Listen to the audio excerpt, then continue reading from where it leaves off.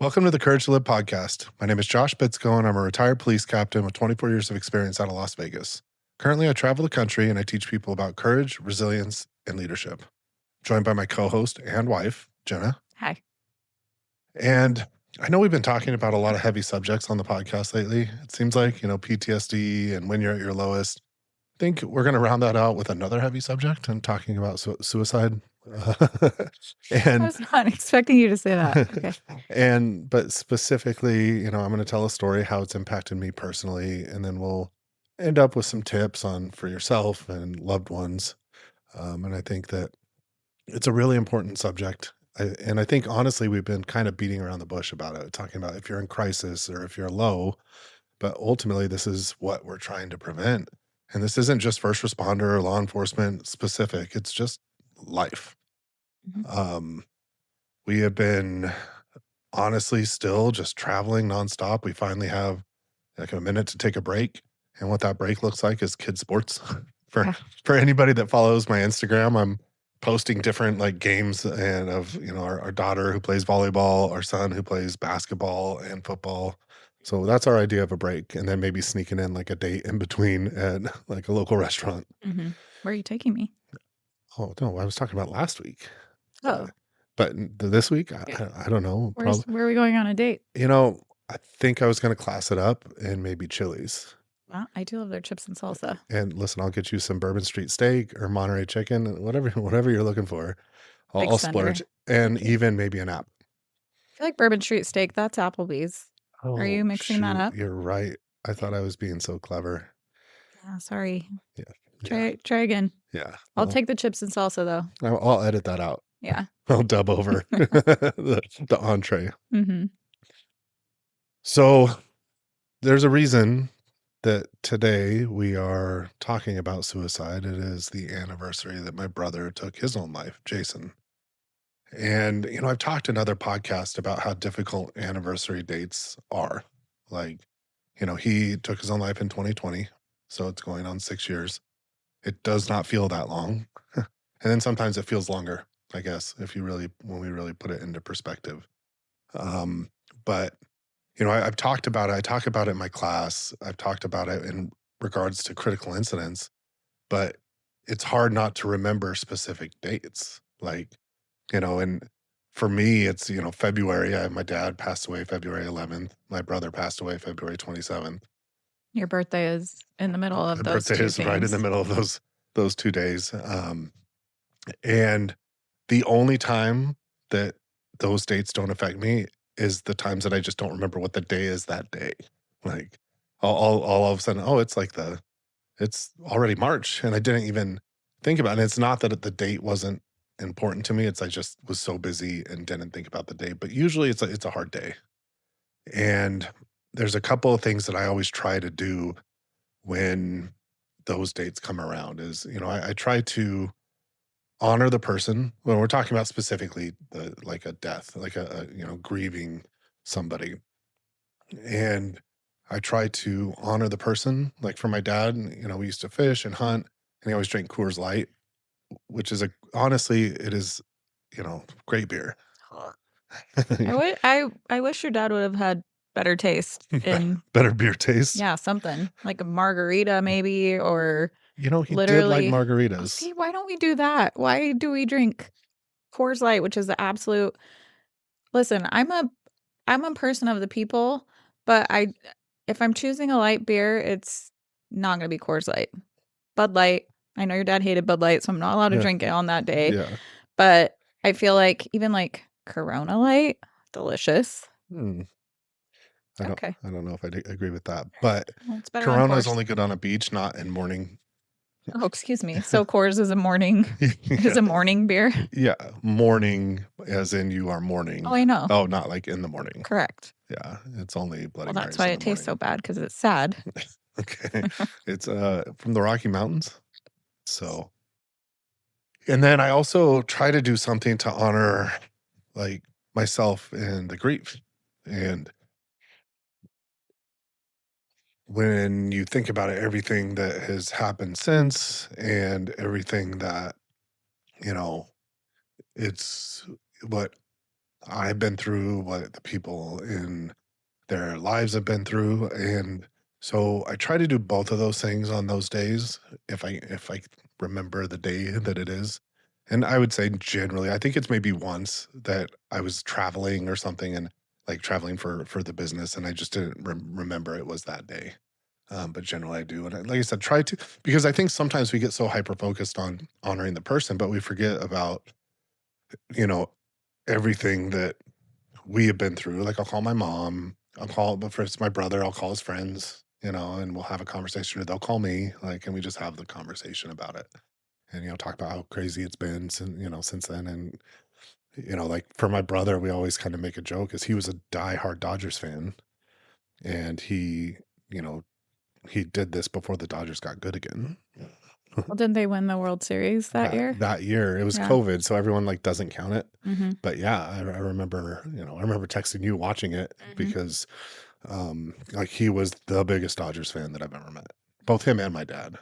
So, it was taking those things. I saw a quote, it was Andrew Garfield, the guy that played Mhm. Spider-Man, and I sent that to you. oh, you sent it to me. Yeah. Okay. And they were asking him about, talking about I think it was His mom. his mom, and he's like, he had a quote that I really like. It's like, well, grief is the price we pay for love.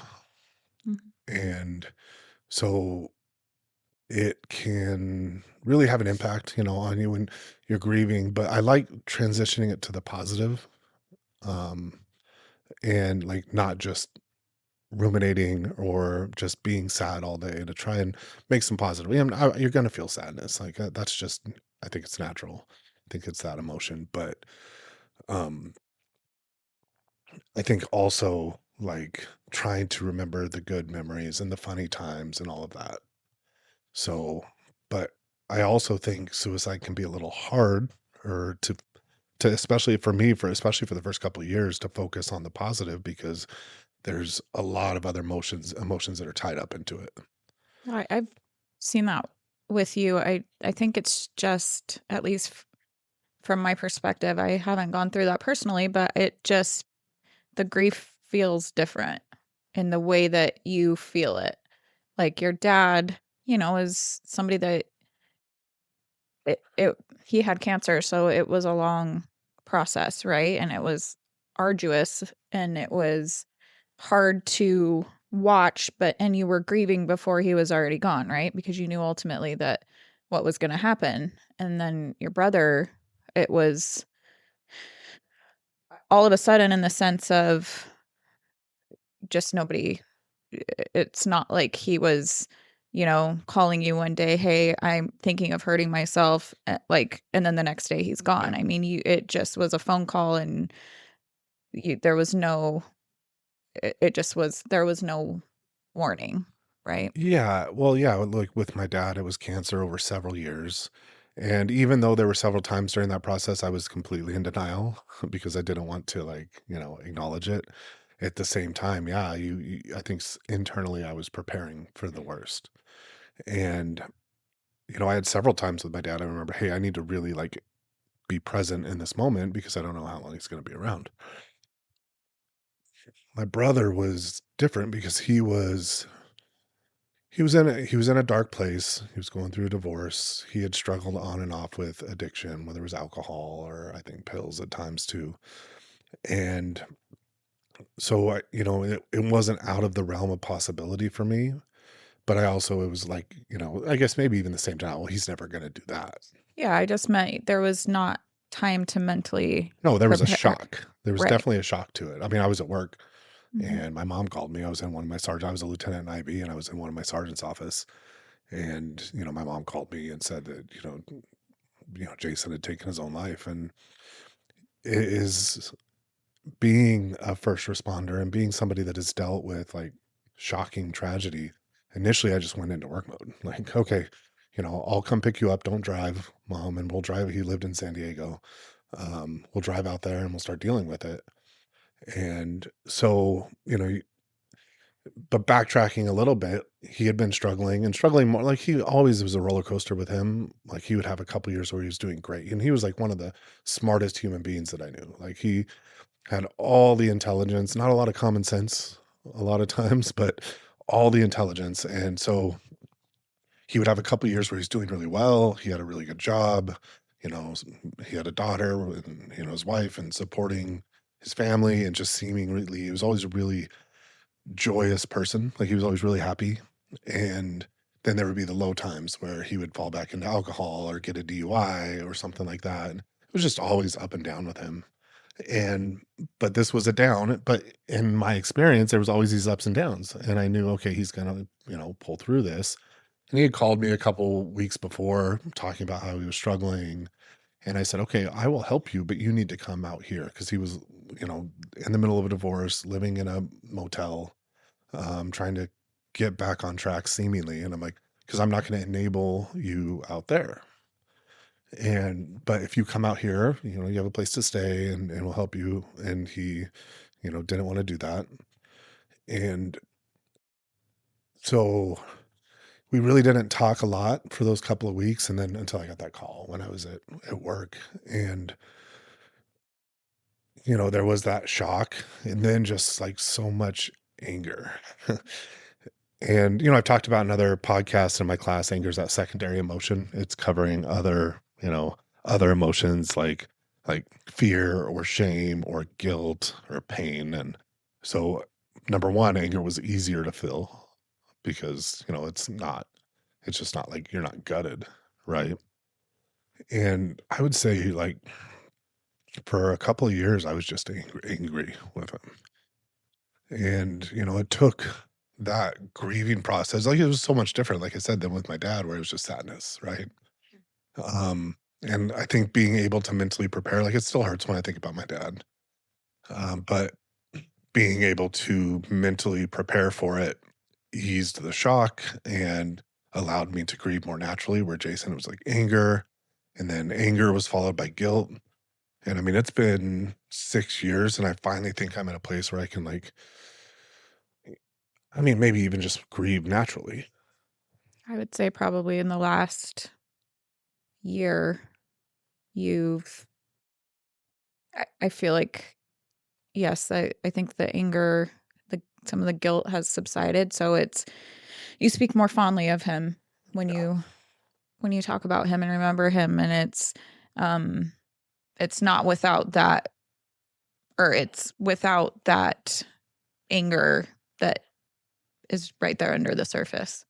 Yeah. And because again, you just have to go through that process. And we'll talk a little bit about more generalities in suicide later in the podcast. But, it's, there's always that, well, how could you do this to all the people you love? But I can guarantee people that are in that place aren't thinking about any of that. Right. It needs to be more focused on them, Right. not the people around them, because a lot of times that's what's causing them to be in that place in the first place. Mhm. But yeah, I remember driving out there and, it started to go around the police department. So I was getting so many calls. I put my phone on do not disturb, like, and just set it down. You text me. Um, we were friends at the time and that meant a lot. And I had one other text from somebody so if this happens to somebody that you care about, there's a way that you can reach out in a way that probably not. Like the people calling me or tell what happened, like I have so many stories about like, "Oh my gosh, what happened?" How'd Or he do it? yeah, yeah. Which How did is how did he a do it? truly wild question to me, Yeah, because why does it matter? exactly. Or the "I'm here for you," which is very well intended. Um, but I had one person send me a text and the first was line is, "Don't respond to this." Like, Mhm. because I know you're going through it. And then, listed out like kind of I'm trying to remember the exact text, but like what to prepare for, be there for your family, but also don't lose yourself in the process. But really what I focused on was you don't have to respond to this, especially for me going into like work mode, like feeling I have to like answer these questions and let everybody know what's going on and all of that. Um, so when I've had people around me with that happen, I've like mirrored that. Like, hey, you don't have to respond to this. Make sure that through this process you are, taking care of yourself.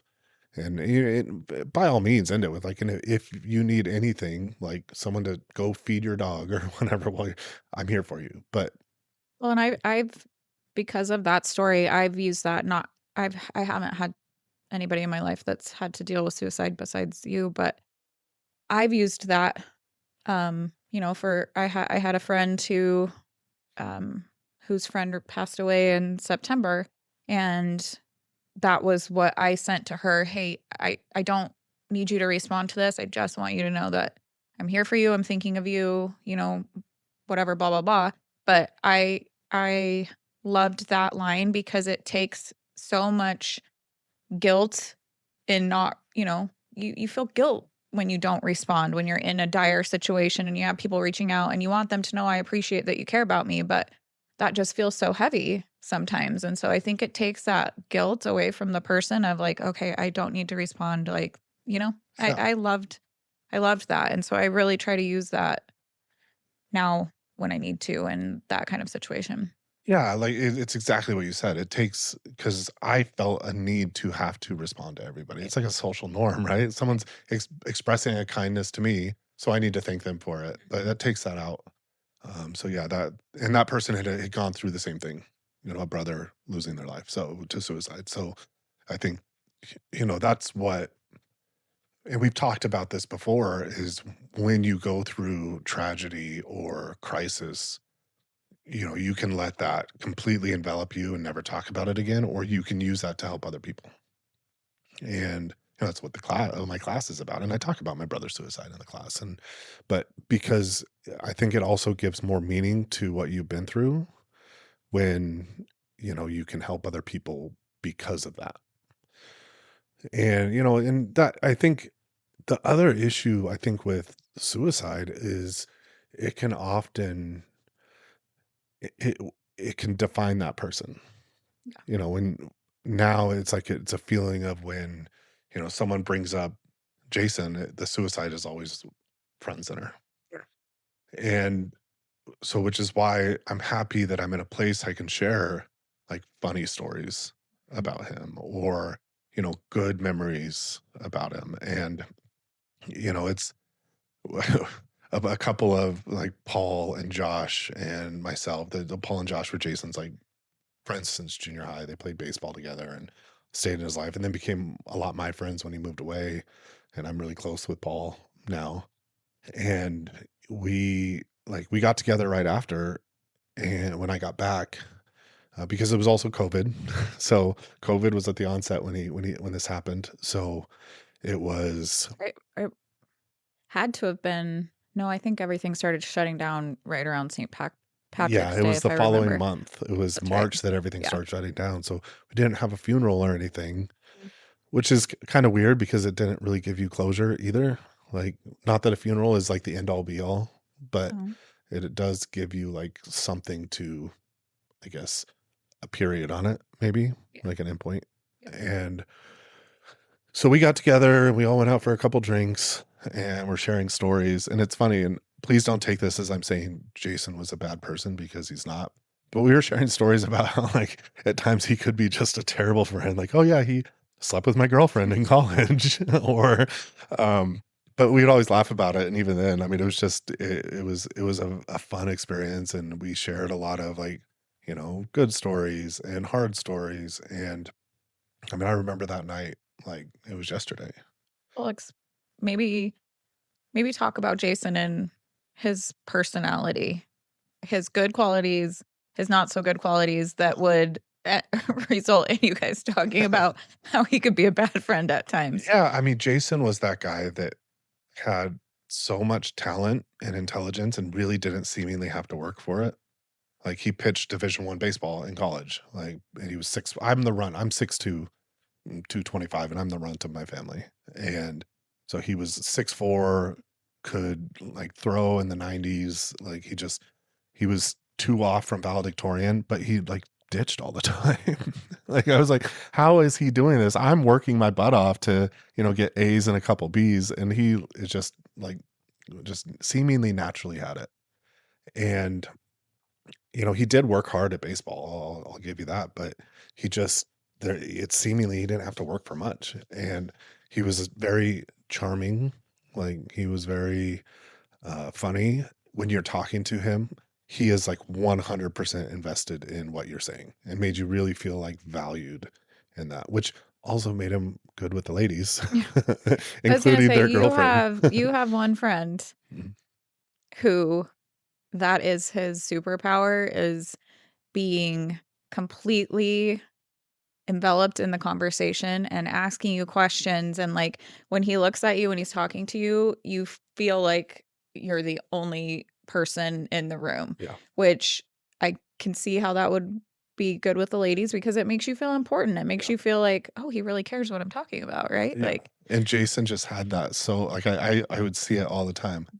I I'm not gonna say I don't care when somebody's talking, but I don't present that way. So I'd always see like even in high school and after we go hang out and I'd see him like I'm like, man, he is just so good at that. And he wasn't doing it. It wasn't fake. Like he wasn't doing it to pick up on women, but it did result in that oftentimes. Like there was a time we were living together and Jason at times had a problem with drinking and drinking too much.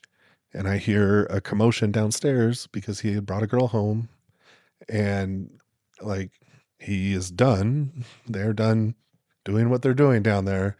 And like I walked downstairs to grab a drink and he's like, "Oh, I got to take her home." And I could tell he was like hammered.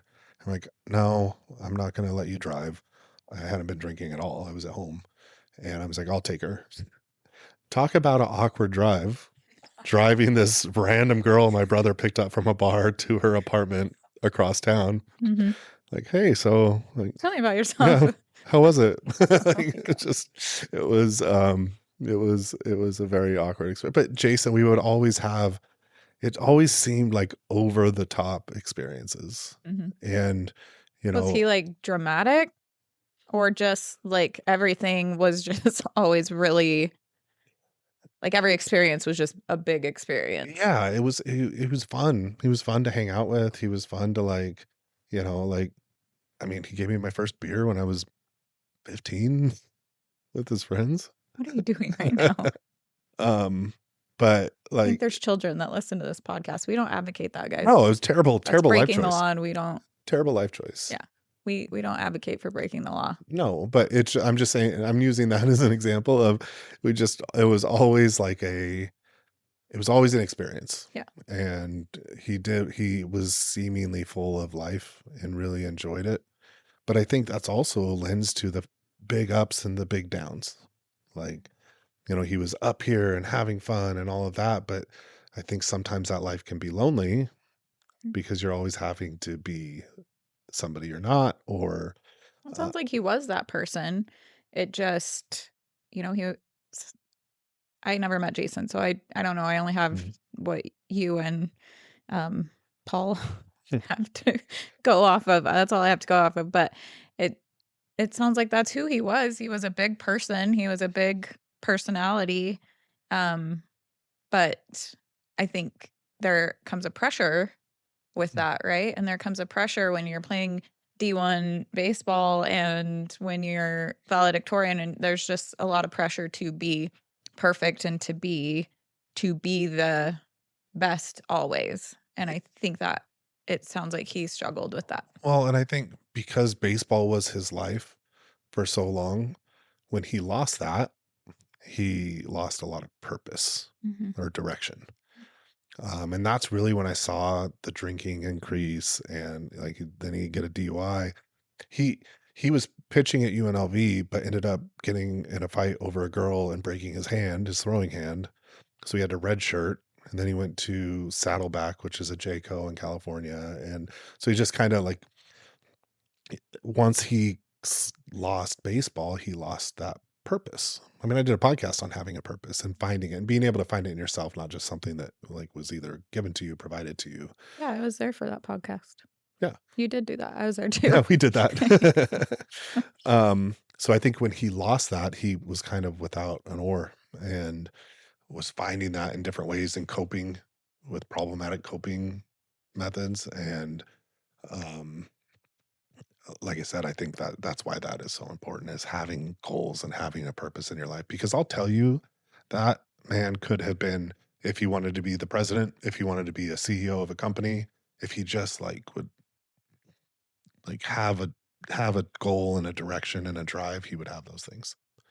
Um, because how many, I mean, there were people that after he passed that reached out to me, "Oh, your brother worked for me and was such an amazing Oh, yeah. person." We But met up with one of yeah, those people in California. yeah, and he's like, "He was so amazing, and I wanna help, like, pay for his daughter's college and set up a fund for her," and then he's like, "But, unfortunately, I had to let him go 6 months ago Yeah. because of, I think he wasn't showing up or something like that." But, again, it was just those high highs and low lows, Mhm. and but, yeah, I mean, him and I had an interesting relationship when we were younger. We really, I mean, we fought like brothers fight. Like, he was obviously a lot bigger than me. And I even had a time when, I always wanted to be a cop. So I tried to intervene on a bully on the school bus. And I'm like, "Hey, you need to stop bullying that kid." And this was like traditional, like a movie. And I'm like, and like a movie, I'm the good guy, so I'm going to win. And then we get off the bus and the kid beat sparks off me. Like, I didn't even land a punch. I was in middle school. And I went home and, at that age, like, Jason was like 3 years older than me, and, So he was in high school at this time? well, no, so he was 3 years, but he's only 2 grade years Oh, older. okay. So I was in 6th grade, he was in 8th grade, and the kid that beat me up was in 7th grade. And we, like, I go home and I'm trying to hide the fact that I got the crap beaten out of me because I was embarrassed, but I could not hide it on my face. Mhm. And so, my brother's like, "Hey, who did this to you?" I told him, and he's like, "Okay." The next day, the kid came and apologized to me, and his face looked very similar to mine. Mhm. So, he's like, he was a good big brother, but also we fought all the time. And then it wasn't until he went away to college that we actually became friends. Um, and then as I started my career in policing, it was interesting because always felt he was really proud. So I always felt he was very proud, and, like, I would call him, and we would talk about, like, stories of policing or, like, I promoted, and there was always that, like, I could just tell that he was super proud, and then even after dad died, he tried as hard as he could to step up on that role too, as much as he could at that point. Um, but so, he Can you tell the story about, well, in October, about about Obama?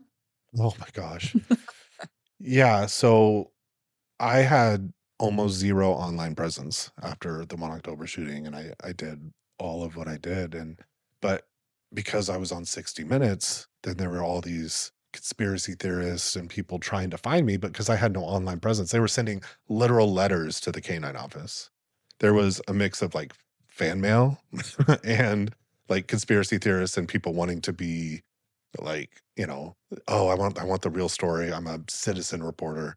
Well, my brother was on LinkedIn, and so someone reached out to him thinking it was me. His name was Jason Bitsko, and so my brother's like, "Yeah, sure, let's talk on the phone."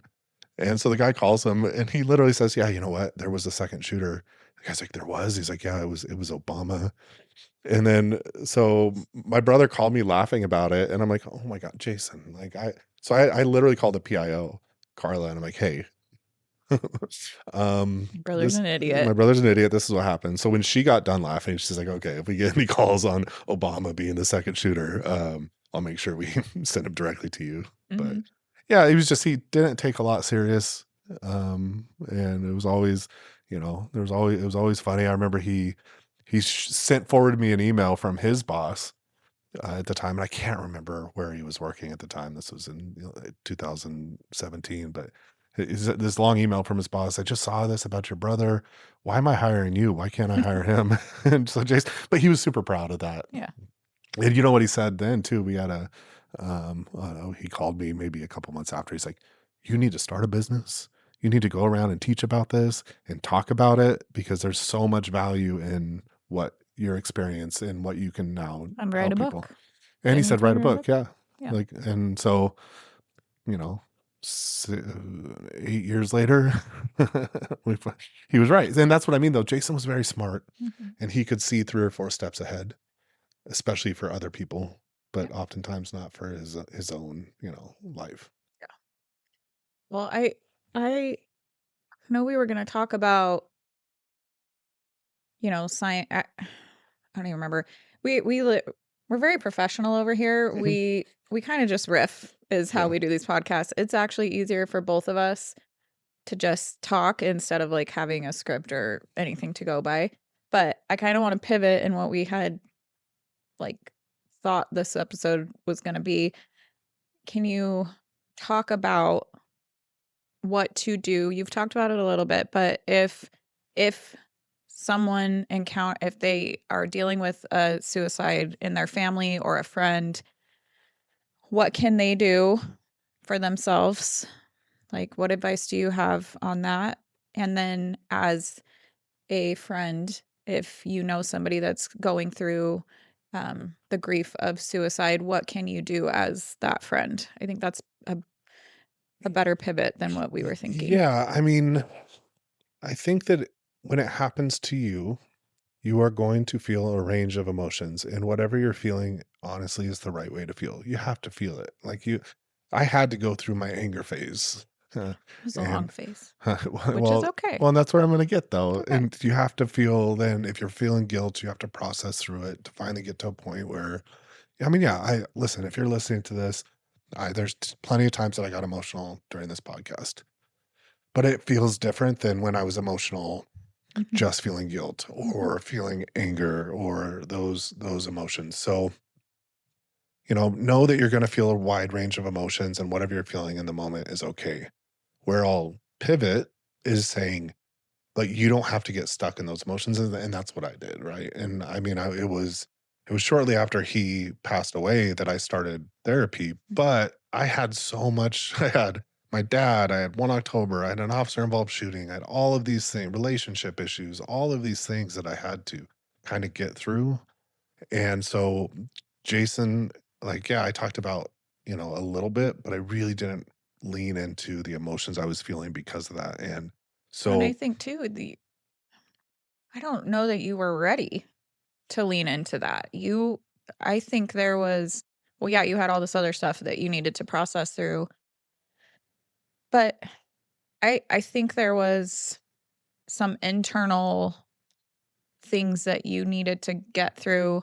Obviously, I'm a big proponent for therapy, but I think there were some internal things that you needed to get through with just like your relationship with him, and like you needed to kind of like work through that at your own pace before you could even talk about it in therapy, if that makes sense. yeah, everybody's journey is going to be a little different, and everybody's journey is going to be the right one for them, as long as you're not just stuffing it down and not talking about it and not processing through it. No, you were talking about, like with Yeah. me, you were talking about it. It's just, I think yes, you had to get through some of that other stuff first, and you needed to get through some stuff internally for a minute Mhm. to be able to even get to a place where you could talk about it with in therapy. Yeah. No, absolutely. So feel what you're going to feel. Don't just go inward and shove everything down. Don't take the time heals all wounds approach to it. You do have to put in work Mhm. to get, better. Like, you have to put in the work. And I guess better's not the right way to say it, because it still hurts, right? I mean, there's still things that happen. There's still good things and bad things that come up, and good memories and bad memories. Like, every time the Dodgers win, I get a little emotional. Yeah, and he was a big basketball fan too, right? He was. He tried to get me to like basketball. He'd call and start talking about basketball, and I just wasn't into the NBA at the time. And I'm like, Jason, what are you doing? I have no idea the three names you just said. Like, but stop trying to make this happen. It's not going to happen. And now it's happened, And now it's happened. Well, yeah, you were able to get me into basketball, but he was also a huge Lakers fan. which would have been a problem. I mean, It would have been me or him. yeah. Just kidding. No, he loved Kobe. Loved Ugh, Kobe. He also liked LeBron. that's that right there. When you talk about his bad judgment, that was one of those That was times. that was Yeah. one of the low moments, was Hmm. liking LeBron. Um, he would have liked the Redeem Team, that Yeah. show that came out. So you and him, Mm. the only two people on the planet Yeah. that watch that documentary. I think it's actually a pretty popular documentary. Yeah. But so yeah, I mean, it's a process, and it's going to be a little different for everybody. And I also think there's value in finding somebody else that's been through it. It helped me. having somebody that I knew had specifically lost a brother to suicide. To have that person, have people like you that I could talk to and be open about it. Um, and again, just remember, however you feel about it is the right way to feel. What would you say as the friend or relative of someone that is experiencing losing someone to suicide? Yeah, well, it is patience. It is understanding that if they're feeling anger. That's natural, and it's often covering up another emotion. Like, I think a lot of times when a suicide happens in somebody's, you know, close circle, there's guilt. Did I see signs? Could I have done something to stop it? What if I did this? What if I called him and said, "Yeah, I'll drive out there and help you," and like those thoughts are always going to creep in. So know that it's more complicated than just grief and being present. And, I had a friend, it wasn't a suicide, but I have a friend right now that is going through some hard times. And it was literally like every day or a couple days, I'm calling him or texting him. And I said to him the other day, he's finally getting through it. And he was like expressing gratitude. I'm like, listen, I know I've been bugging you, but I'm your friend and I'm worried and I want to make sure. He's like, no, please just keep bugging me. So Mhm. even if that moment you're not feeling like you're having an impact or you're not getting a lot of interaction when you reach out to that person, no, it still means a lot to them. So being present, letting them feel what they're going to feel and not being judgmental about that feeling. If I'm feeling anger and somebody is like, why, judging me for that, then I'm just going to shut down and I'm no longer going to even talk about what I'm feeling. So it's like care, not cure. I care about you. I'm not trying to fix how you feel. Can I and I don't know how to articulate this, but this was something that meant a lot to you the other day. I will say this is dark humor. What happened at the volleyball game the other day. So, uh, our daughter plays volleyball, and actually, one of the coaches there, Josh, hadn't seen. Well, he saw him a few months ago for the first time at a volleyball tournament, and then saw him again this past weekend. He and Josh played high school volleyball together on the same team, and so I don't know how you would articulate this, but I know that this meant a lot to you the way that he handled it. I'll let you tell the story, but, Yeah, um so his name's Ryan. He knew my brother in high school too. Like I think Ryan also played baseball and Mm, volleyball. I think so. But so he knew Jason. And so this happens all the time. He's still with my dad at times, still with him is you haven't seen someone in years and they come, "Oh, how's Jason doing?" Or how's your dad doing? And I have good experiences and bad experiences with that. But this was probably my favorite because he knew Jason so well. And he comes up, he's like, "Hey, we were talking and I'm talking about whatever." He's like, "So how's Jason doing?" And then it's always a little awkward because I don't want to make this person feel awkward mhm, because I'm to a place where I process through it and I'm not going to just like bust out bawling when that question comes up. Um, I don't really feel anything other than now it feels awkward. So I'm like, "Oh, well, he took his own life in 2020." And he goes, "Ah, I didn't know that." He goes, "Typical Jason." And he's like, had to make it about himself, which is really dark. But if you knew Jason, especially in high school, like I just bust up laughing and he did. And I'm like, Ryan, I get that question a lot. That is the best response I've had to that. So thank you for not making it awkward. mhm. And so we laughed about it. And I'm not saying if somebody tells you that their close one committed suicide, say just typical.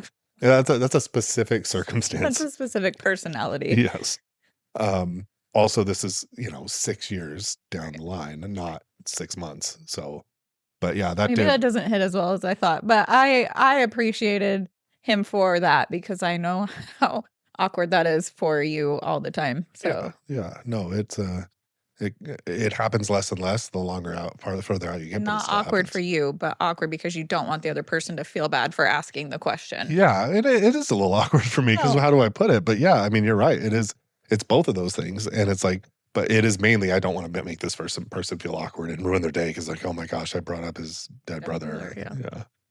So yeah, I mean, so if you're having somebody in your life that that has experienced this, to be there for them. And if you're going through it, I know how hard it is, and it's a wide range of emotions. And I've said it 2 or 3 times now. However you're feeling is the right way to feel, and just get help. And if you're listening to this and you're feeling suicidal, um, The 988 is a suicide crisis lifeline hotline. You can get help. There is always help out there. And even though you're feeling at your lowest in that moment, know that if in 6 months you'll be in a lot better place It always if you gets take the better. steps. It always gets better. Gets And better. I've talked to people that have actively attempted suicide and failed, or were there and called that hotline or talked to somebody that talked them out of it. Every single one is so glad they didn't make that choice. Mhm. So know that if you are feeling that or you're in that dark place, know that it does get better. So, well, I talk about this. I talk about my brother in my book, The Courage to Live. So I get in depth into more into grief and loneliness. It's available on Amazon, called The Courage to Live.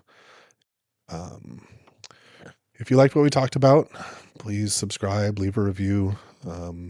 And I appreciate you spending time with us today.